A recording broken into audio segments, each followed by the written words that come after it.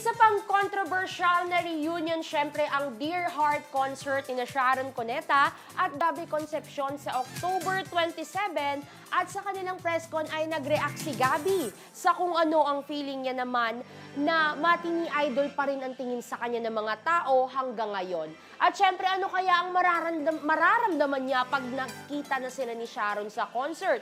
Ito ang sagot ni Gabby.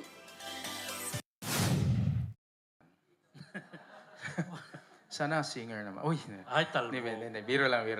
Ano ko yan, running joke ko yan. Running joke. And parati naman akong magiging, ang first love ko talaga will be acting. Yan. Si Sharon. Hindi ko alam eh. Oo. Pama-develop nga eh. Kaya, iwasan ko. Yung seryoso, Gab. Mahirap. Di ba? Ano, ang hirap. Yeah. There are no boundaries in love. Minsan iba sabi nila. Kaya, hindi, pero kidding aside. I mean, I'm sure excited ka rin talaga. Kasi alam mong marami yun yung excited. bottom, ando doon naman, let's use that word kasi maraming ibig sabihin na yung excitement na yun. Yes. Punong-puno na yun ng feelings. Yung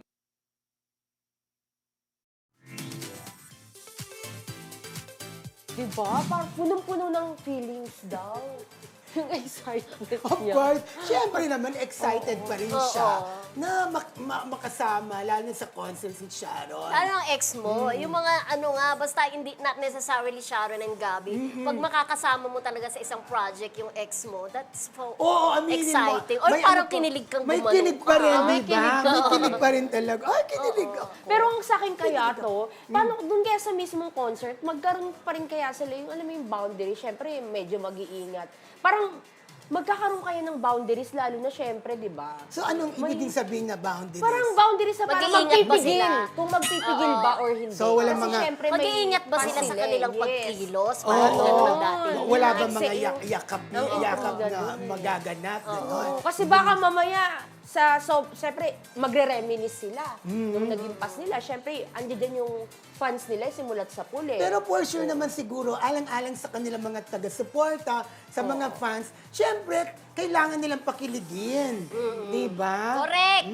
Kaya hindi na rin katakataka no, kung bakit hindi pupunta yung asawa ni megastar, di ba? Hindi manonood ng concert. Eh kasi syempre, if ever man, parang sa kasal, di ba, parang may mga hindi pumupunta kasi parang feeling nila yung spotlight, di ba?